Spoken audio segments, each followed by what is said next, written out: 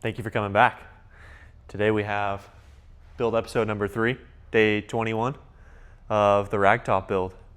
This is tube work, floor section, and we're gonna sight some tubes for the top of the cab cage and everything moving forward. And it doesn't look like much, but I promise you, we've been working. There's a lot of squaring the body away, a lot of hours into just getting the bulkhead in place, and a lot of thinking. There's a lot of establishing stuff that once you do, there's not a lot of going back. This floor section establishes your wheelbase, establishes, where your occupants are going to be, how wide the dash tubes, the A pillar, B pillar, and so on and so forth are. So this is crucial stuff. So there's a lot of thinking before the tubes go down. And a lot of mistakes that are redone.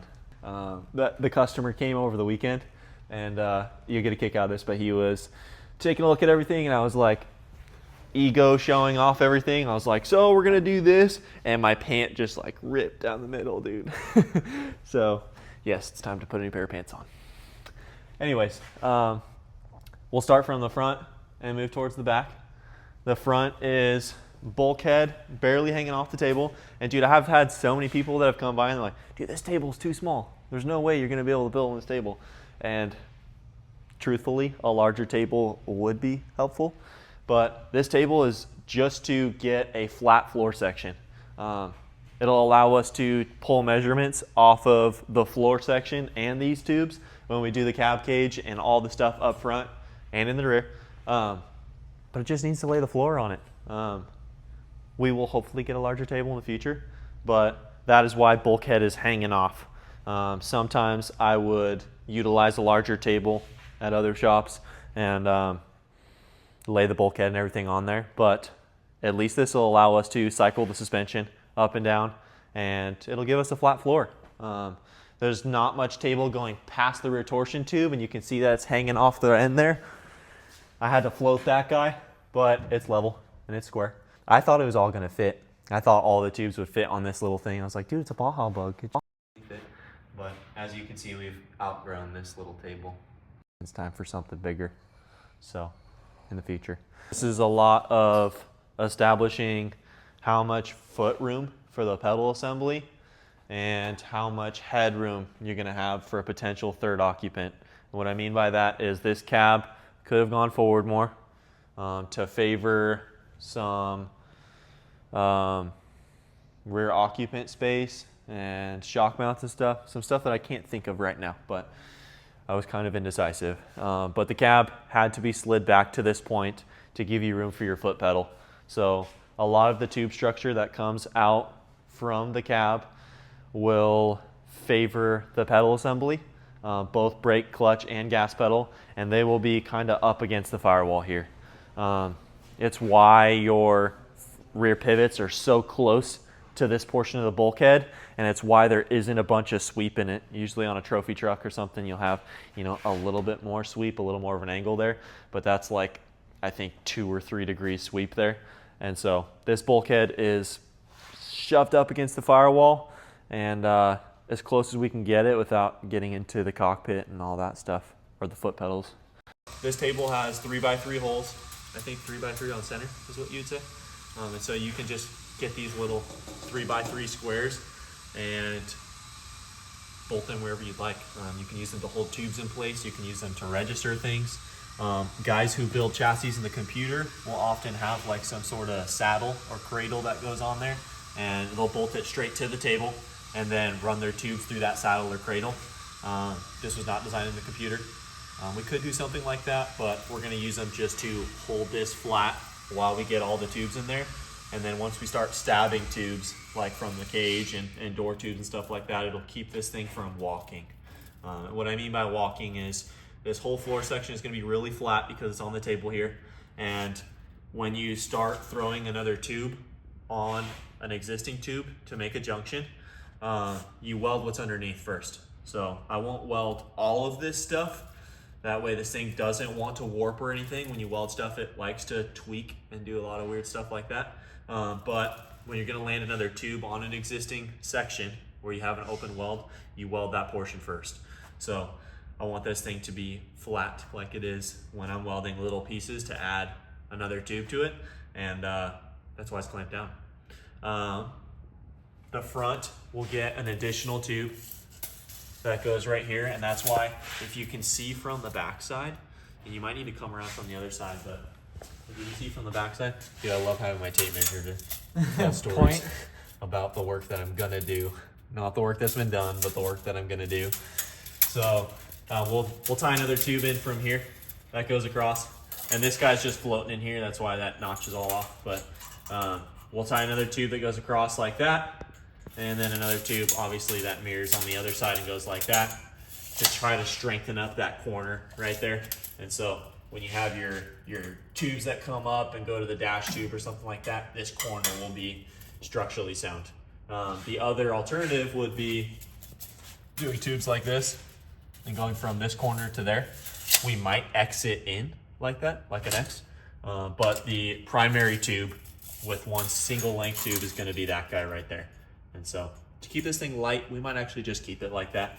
And so you'll have big junction right here. Dude, I have a missing finger hole in that same glove too.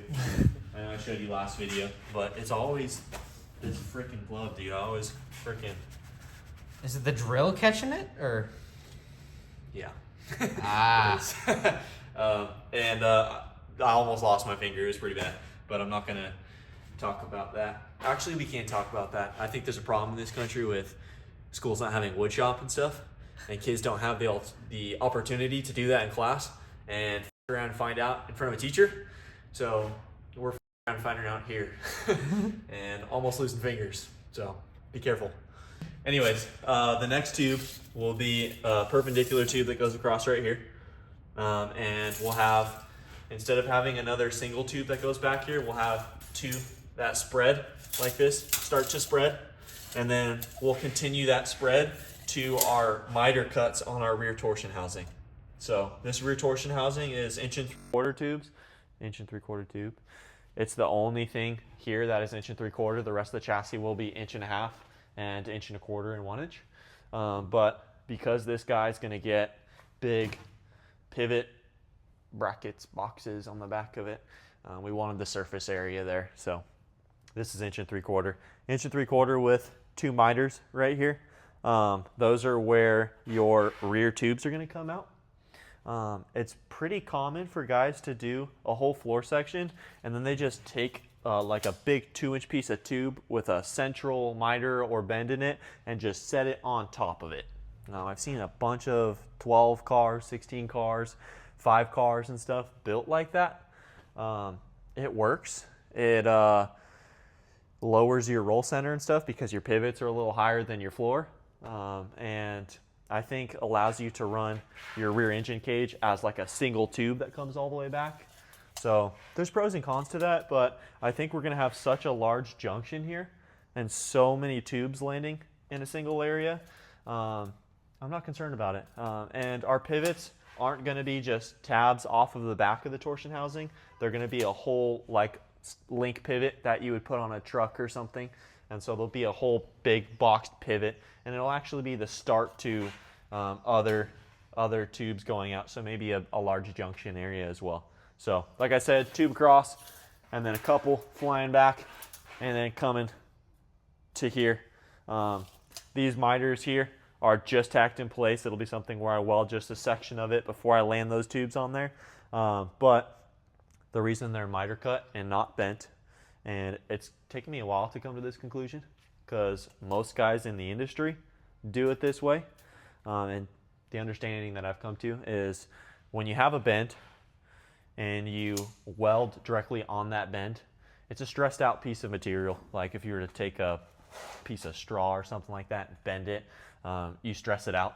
And so when you stress out that material and you land another tube on it and weld it, I think that becomes brittle to a extent, maybe more prone to cracking. They're not under stress. So like when you start landing a bunch of tubes on that junction, it's not stressed out. I've seen cars crack when you land a tube like like rear engine cage. When you land a tube right on the bend, it tends to be like the actual tube on that bend will get a little upset sometimes, or if it sees impact and whatnot. Once the floor gets filled out, and we have all the tubes that I talked about here, we're gonna do probably a dash bar, just tacked in place, and we'll run most of the cage tubes. When you start to do most of the cage tubes and you have the floor section already planned out, it gives you insight to where the rest of your tubes need to go. When you have an existing tube, like your dash bar here, or your like maybe rear tube for the back of the cab cage, you have something that you now need to join with the existing portion of the chassis. So if you can't, like myself, plan this whole thing out in your head from the get-go, I can only plan out probably a quarter of it, and then I get to half of it, and then I get to 3/4 of it. So it's an intermittent style thing, and my shower thoughts build these cars little by little. But when you have something that's permanent almost, and you have a tube in there, and you know you need to join it with the rest of your chassis, it allows you to start to sight the rest of the tubes down. So we play with our restrictions, where we're putting components, and sight the tubes further down accordingly. So even the floor section here, where this tube lands right here, is designed around a probably secondary B pillar right there, ka-chow, and then, no, secondary A pillar, secondary A pillar, just like so, and then your door bar, something like that, maybe with a bend in it, will land right there too. So planning junctions ahead of time. This one right here will either be B pillar straight down, or if we do B pillar down to this pivot, dude, I love having this tape measure. If you do B pillar down to this pivot, then you do like this guy, you know, and maybe this comes for your shock mount or something like that. So I think I could plan this car out in my head from the get-go, but then you're not receptive to the changes that could potentially benefit the car as you go. And I want this thing to evolve into something cooler than even I can perceive right now. So 100% all the way through the build, and hopefully this thing turns out to something sweet. Thank you very much for coming and watching. I'm really excited to share this with you guys, and I hope you guys come back next week. Subscribe, go on the Instagram, Nolan's Fine Metal. We post more detailed pictures from Maddie about the components and all that stuff, so you can see some cool welds and that kind of stuff. So thank you very much for coming. I'll see you soon.